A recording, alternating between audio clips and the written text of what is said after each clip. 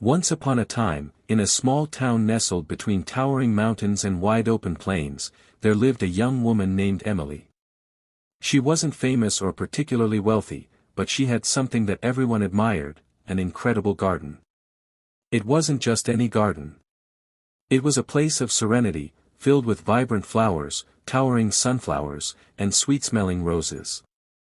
There were winding paths, small wooden benches, and even a little fountain that created a peaceful melody as water danced over smooth stones.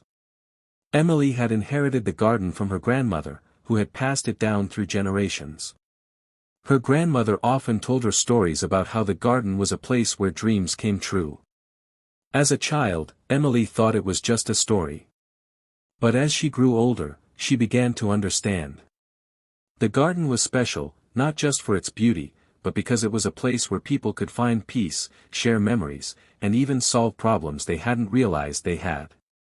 One afternoon, a stranger named James wandered into Emily's garden. He was a businessman from the big city, tired from his constant chase for success, and feeling more and more disconnected from the world. He had heard about the magical garden and decided to see if the rumors were true. Emily greeted him warmly and invited him to sit by the fountain.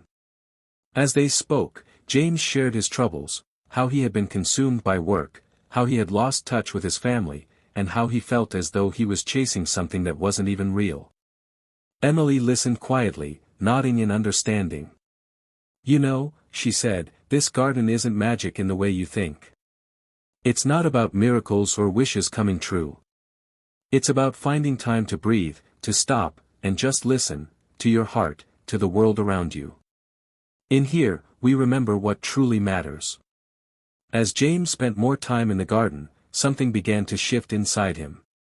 He started to realize how much he had neglected the simple joys of life, his family, his passions, and even the beauty of nature. Over the next few weeks, he made changes. He spent more time with his family, took up painting again, and even started volunteering at a local shelter. The garden, in all its peacefulness, had given him the clarity he needed to make his life meaningful again. As he left the garden for the final time, Emily smiled softly. "It's not about escaping the world," she said, "it's about learning how to live in it fully."